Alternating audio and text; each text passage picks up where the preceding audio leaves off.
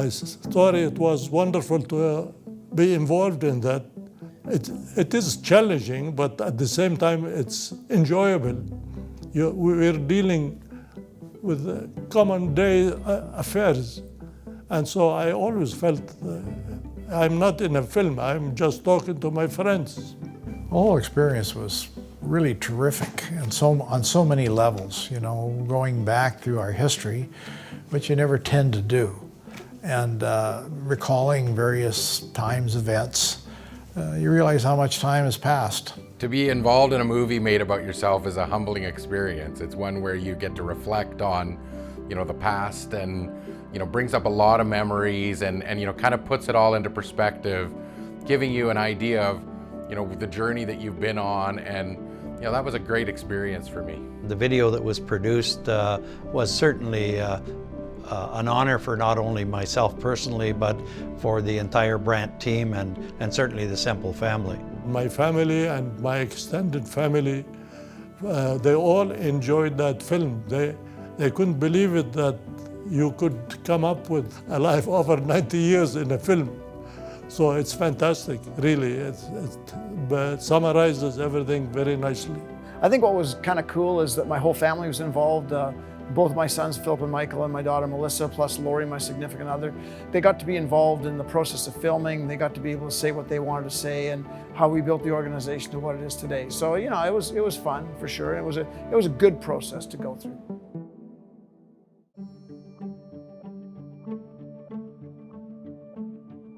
Well, the video that was produced had a very positive impact, not only on me personally and for our management team, but for our company overall, because that video is being viewed even today in our export market, where we do business in the United States and in Eastern Canada, where we recently expanded, where Brandt is not known. The video has done a great job of introducing our company. People Google everybody now. They want to find out who they're dealing with. I don't think there's a more credible way to go to a website, see that film. They understand everything about me, my company, my family, and they can decide at that point in time whether they want to be associated with me and to what degree. So I can tell you, when people see that film, they go, this is a guy that I want to hang with. This is a guy I want to learn from. This is a guy I want to even do business with. So very valuable from that standpoint to have that exposure. And a lot of times that exposure is you don't even know you're having it. People are finding out about you. It had endless positive benefits for us, unintended benefits.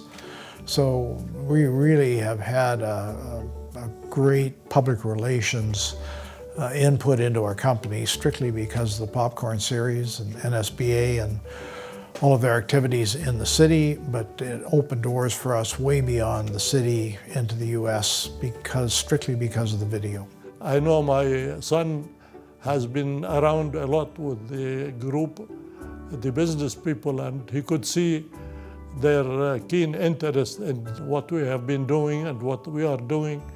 So it was fantastic as far as business-wise.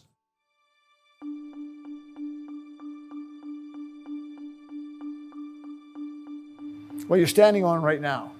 So this is undoubtedly probably the nicest, most advanced collision center in Western Canada, if not the whole country. You know, we've purchased 3 or 4 or 5 dealerships since then and expanded our network. And I would say to you that the film has also been good, that we've applied for franchises. And that film is part of our application, because it tells the story without me standing on a soapbox saying, look how great we are. Here's a film, it was done about us, but it wasn't done for us.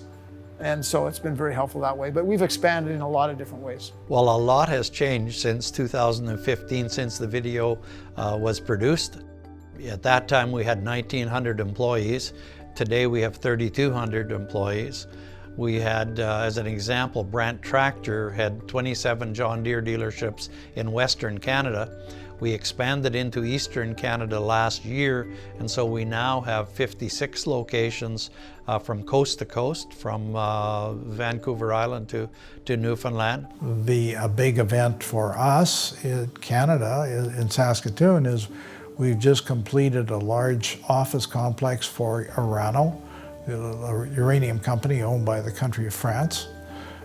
We have finalized a largest warehouse of FedEx in Saskatchewan, in Saskatoon, a 75,000 square foot warehouse, again as a result of the popcorn series, at making introductions to the correct people. And it just gives us, I guess, more confidence and more credibility in our market here. The company has been growing very much. We were able to, with some of our partners, we had a hotel built, we had condos built on the river landing, we have 2 office buildings being built, so we have been very busy.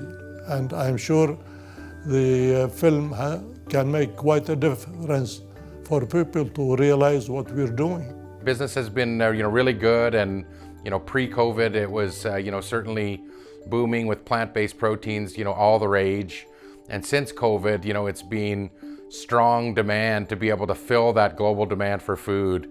And people with the virus recognize that having stocks of available staple foods are really important, to ensure that governments and countries have enough food to deal with whatever the pandemic, hands us. So being in the food business, it's certainly become increasingly important, and food security is high on the minds of everybody in the world.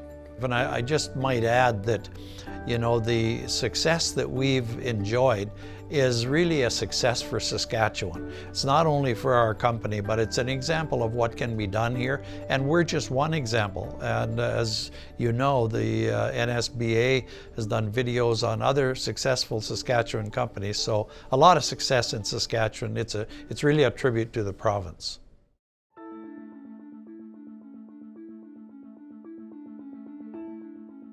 Well, as far as the river landing project, really, the effect was minimal, because we had support from the city and the government, and we were able to keep the project going at full speed.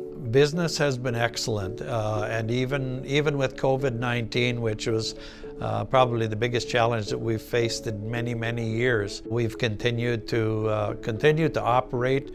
Our business was down a bit in March and April, but it's recovered very nicely, and that is a tribute to all of our employees and our partners, our suppliers and our customers, who are so important to our success. We took it fairly seriously for a couple of reasons. Obviously the press is one, but the other one is just my age. I'm in the, I'll say, at-risk group.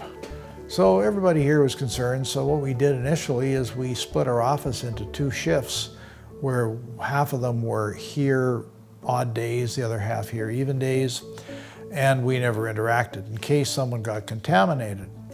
So I fell into line for 3 days, and I was going stir crazy, sitting at home, sleeping, watching TV. I couldn't do it. So then I started sneaking in the office at nights when everybody else had gone. And that lasted for a couple of weeks, and then I started wearing my mask, and I would come in the office and I said, "Nobody come and see me." And I would go on to the job sites and stay away from everybody. But we've had no instances of COVID within our organization. Well, in response to the crisis, AGT has had to move, very fast and be very nimble, in that we're an essential industry, and grain handling for the farmers is something that couldn't stop. So we were able to put in place plans for increased hygiene, increased sanitation processes, and I'm happy to say that our Saskatchewan plants continue to operate all through the COVID crisis. We didn't miss a day, and we had to change a bit the way that we administer and deal with our head office operations, but we got through that, and we moved a lot of product into that post-COVID demand that came from all over the globe. So the last pandemic I went through was 1918. I remember it very well. But what I will tell people is that there's no education that you can receive from any institution anywhere in the world that can teach you more about business in a short period of time than a good pandemic. And so what business people learned in that pandemic was that they can be more efficient. they can operate at a higher level in almost every way.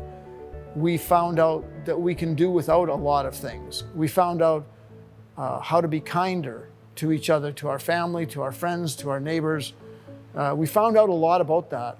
But from a business perspective, you know, we had meetings every single morning. And what we dealt with was what we learned the day before that we didn't know. And we used all that knowledge and all that information to form a plan for a day at a time. And I tell people all the time, I said, you know, I think we were pretty good business people before. I think we're better now than we were. And I think that anybody that's in business that managed to stay in business will tell you the same thing, that they've learned how to run their business more efficiently, sometimes with less people. And we found out a lot about our people, who was willing to step up and take more responsibility, who was really part of the team and who wasn't. And so in terms of marketing, in terms of inventory, in terms of IT, in terms of HR, we're just better in every single way. Well, I think Saskatchewan is much more resilient than most of the country, because we are socially distanced by nature. We have a large area to function in, as opposed to New York City, where you're jammed in so many people per square foot, and here it's so many people per square mile. So we've adjusted much better than most areas of the country. So our particular situation, in relative terms, we don't have it too bad. Honestly, it's a sad deal, and they will get it under control, and there will be another crisis in the world in our lifetime, potentially. But you just do the best you can and keep living your life carefully.